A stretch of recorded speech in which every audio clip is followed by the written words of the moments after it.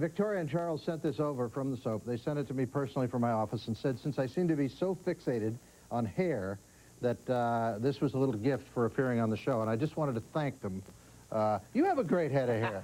My next guest has a great head of hair. Thank you, Roger. Huh? Joe Sirola, welcome. A pleasure, Nice Roger. to see you. You have one of those voices that I just, I always feel like when I'm sitting next to you, I have to lower my pitch. Whether you like it or not, you got to hear me all day. Is that right? Yeah. What? Tell the folks what you do. You're a voiceover actor. Well, you're a veteran I'm an actor. Primarily, I'm an actor. You're an actor, but you do a lot of voiceovers. Yeah. Now, give me some idea of clients that you work for. Well, for example, Hertz, the #1 way to rent a car. Club Med for that antidote to civilization. Mobil One, the oil that saves you gas. Wendy's Super Saver menu, only 99 cents. NyQuil for that sniffling, sneezing, stuffy nose, stuffy hip, so you can sleep medicine. We have a lot of them. Wow. Thank God. Wow. Yeah. And they pay residuals. Oh, yeah. I hate to be mercenary here, but the audience is sitting at home saying, you know, I hear if you get into commercials, you're going to make a lot of dough. It's a lot of dough. It is a lot of dough. All right. I'd say 97% of my income is voiceovers. Really? Yeah. Can you give us an idea so we won't get you in trouble with the IRS? Let's say you do a commercial for a Hertz. You get what's called a session fee. Right. Right? And that is how much if you're a well-known... Well, the session fee for voiceover is $300. On cameras, I think $375. Okay, so that's scale, but I you would get over double scale. So that's $600 just to do the commercial, right? Okay, so you get $600. But generally, you do 8 or 10 at one session. So you're okay. So you're doing 8 or 10, and you get 600. So you get 6,000 for that day. Yeah. That day's work, right? Now, it goes on the air and runs for 3 years and runs a lot. What do you make? What kind of checks do you get? Well, on one commercial, see, the thing is, for example, with Wendy's, I do probably 30 or 40 commercials a year. Right. Not one. Okay. So one good commercial can net you in a year probably 40 or 50,000 for one. Wow. And how many do you have running at any one time? Probably 30 or 35. Oh! Oh. Yeah. Could you give me a... We need to build a new studio here. I'd like to build a new studio. If you could just take out your wallet, we could do that. Listen, it's great to have you. When you were a kid, did you ever think you'd grow up to make that kind of dough? No. As a matter of fact, it was funny. A friend of mine, Eddie DeJulia, who invented the Steadicam, you know, that camera that... Yeah. We were talking the other day, and we said, when we were not kids, when I first came to Hollywood, I was 28, 29, and Eddie was then around 30, and he was working, and we both looked at each other and said, Joe, if we could only make $100 a day, can you imagine $100 suits, you know? And now, never dreamed of it. As a matter of fact, when I was 28, when I became an actor, I remember, I was sales promotion manager for Kimberly-Clark, Kleenex, Kotex, Delta. You were a businessman. I was a businessman. I had an expense account, I had an automobile, I had a secretary. The dream of every immigrant that their son, my folks came from the old country with a half a buck, right? And here I am, I went to Columbia, got my degrees, got out, was with a big company, 28 years old, and I quit.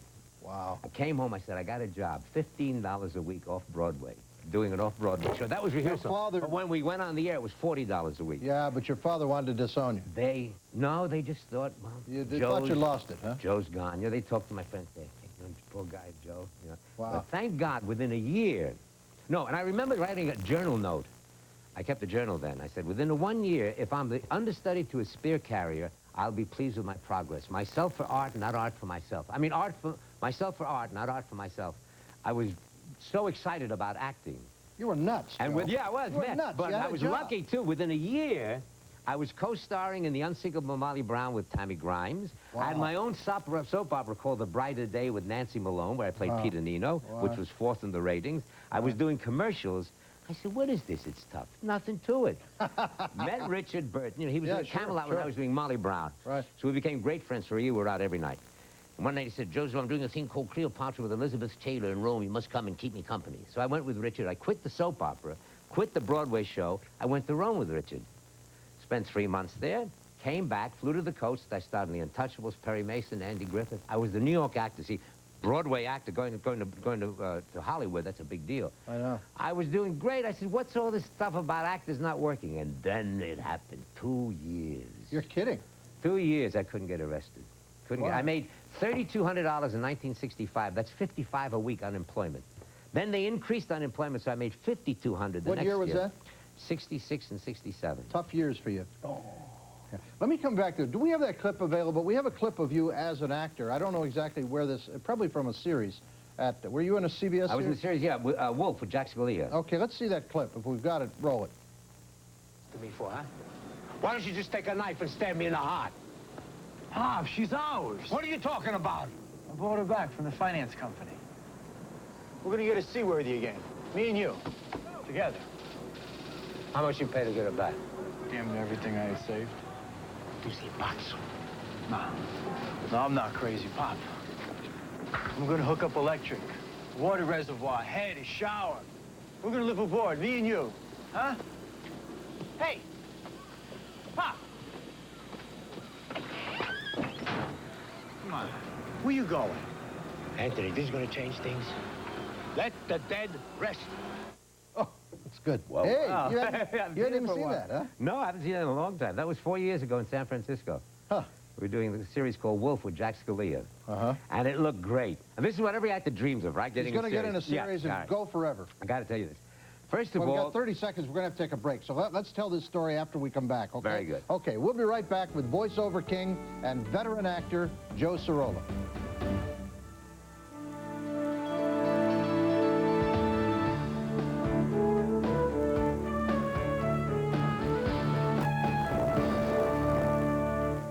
Joe, you made a lot of your money in voiceovers. We're back with Joe Sirola.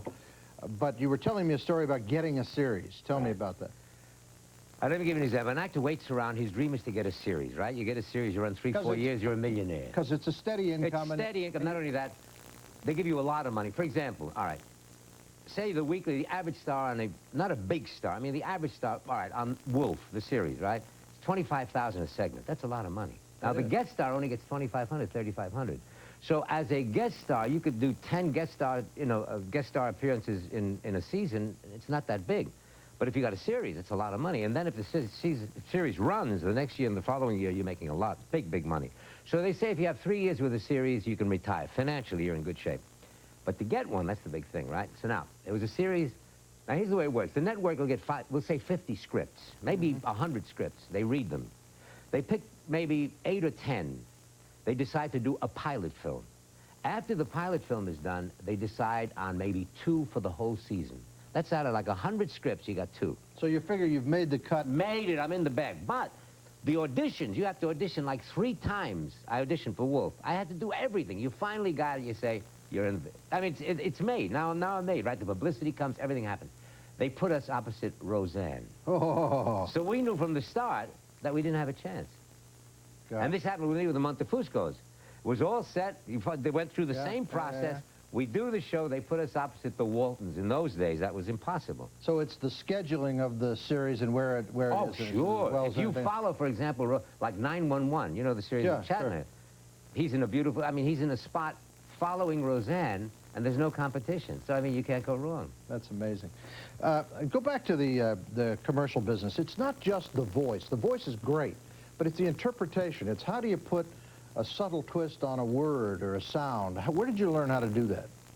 Well, well, first of all, people who think I'll get calls from people and they'll say, hello, Joe, my name is so-and-so, and so-and-so suggested I call you. I can see they're auditioning already with that deep voice. Yeah, right. But it doesn't mean a thing. Right. Years ago, remember, it was Vic's Formula 44. Now, for example, Eddie Barth, I got to tell you a story. Do you know Miller Lite? Miller Lite, everything you wanted to be and less. Yeah. Made $1 million a year for 7 years with that kind of voice. Yeah. So what does the voice got to do with it? It's I got what fits the particular commercial. And the way that happened, the producers they were getting the series set together, getting the campaign set. They said, any actors out there? Because he was a hustler. And they said, you an actor? And the secretary said, yeah, what's your name? Eddie Barth, with that voice. He said, come, you want to just say this one line? He said, yeah, Miller Lite, everything you always wanted to be and less. They put it on the scratch track, showed it to the sponsor. They said, that's great. So we kidded him. He never went back into a studio. He said that one line and made $1 million a year for 7 years. Wow, that's incredible. But here's where I was lucky. I told you about my $3,200 a year and my $5,200 a year. I was sitting in an office waiting for a young lady, and a guy came out and said, Mr. Sirola, did you ever think of doing voiceovers? I said, what's a voiceover? I didn't know what a voiceover was. He said, well, on the commercial... This is in the 60s. It's 67. 67, okay. It's the voice that you hear when the thing's going on, you know. So I said, well, I don't know, why not? It's a lot of money. He said, a lot of money. He said, have you got an hour? I said, sure. So he gave me a microphone. He gave me some copy. He said, okay, read. So not knowing any better, I said, Vicks Formula 44 has a cough suppressant as effective as codeine, but not narcotic. So next time you have a cold, try Vicks Formula 44. I think you'll like it. He said, wow, that's interesting. That's what do you mean interesting? Well, up till then, guys were saying, Vicks Formula 44 has a cough suppressant as effective as codeine, but not narcotic. Yeah. Not knowing any better, as an actor, I use the microphone as a person. Right. They sent me out on auditions. 3,200, 5,200, 81,000, 600,000. Great. The next year, so now like 68, it's... 68 is 81. Then it was 310. Then it was 600. 69, you're doing how much? Well, 600,000. No, 600,000 in 70. Whew. And then it's up since then. Wait, we have a clip of you doing a commercial. Let's show that.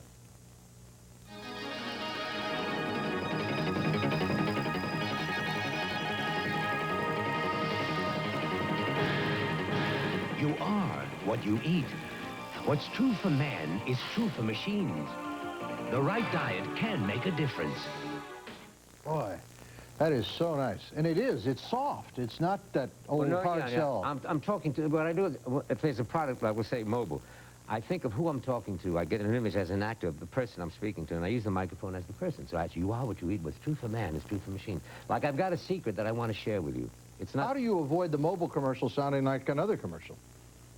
That's the instinct of an actor, I think. If I'm doing Club Med for that antidote to civilization. I mean, you want warmth and fun. But if you're saying, GE, we bring good things to life. You don't want GE, you want warmth, but you want... Sincerity. Yeah, but, you know, how do you prepare a child for exploratory surgery? How do you, you don't smile as much. Right. If you're doing Wendy's Super Saver menu, only 99 cents, you're talking about Dave Thomas and the fun of going... So it's all instinct, and that's why I think they hire me, because, there are 5 big executives at every session. These guys are making big money. Do they know what they want? They know. I'll do 6 commercials in 20 minutes, they're out of there. Really? For example, if they say... That's why they hire you, One of the... Not the voice. Not they the know voice. they can get out of there. They can get out of there in 20 minutes. That's why. But if they say a radio, say 58.6 seconds, I'll do it in 58.6. It's a gift.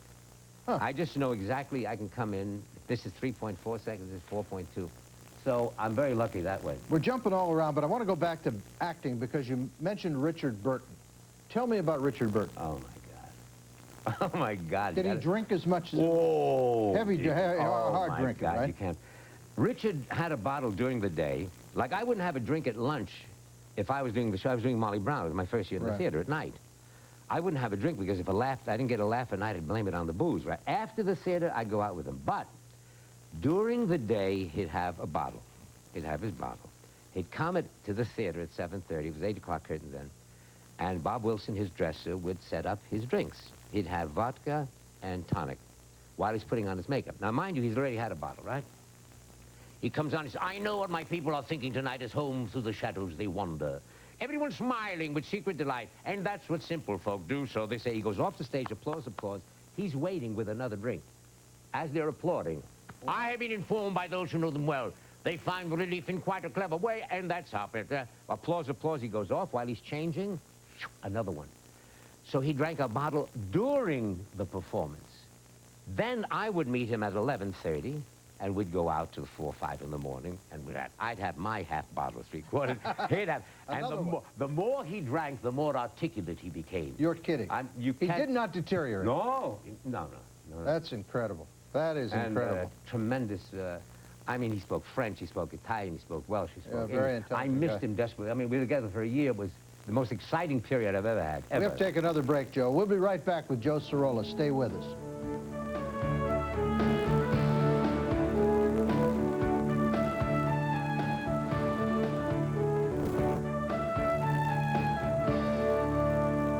We're back with the king of voiceovers and actor Joe Sirola. You were telling me about Burton and how he drank. He really did drink. I mean, they used to say Dean Martin drank, but everybody said behind the scenes he drank, but he wasn't. It wasn't like Richard. They wasn't serious, right? But he was a serious drinker. Very serious. I must just parenthetically about Dean Martin. This is a true story. I played the Riviera Country Club out and Dean was a great golfer, loved golf. Right.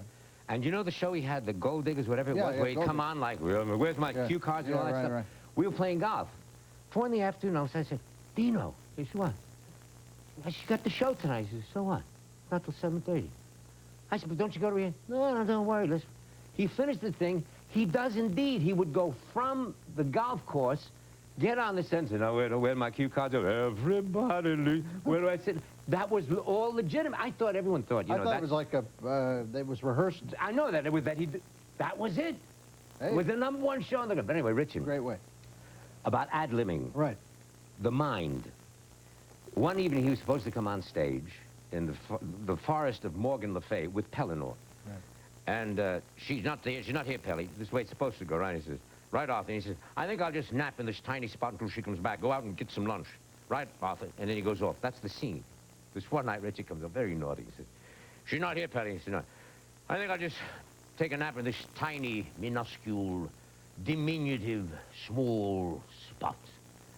And Coote says, those are lovely words, Arthur. And he says, yes, you'll find them in the dictionary. And as Coote went off, he says, I know I won't find them in the script.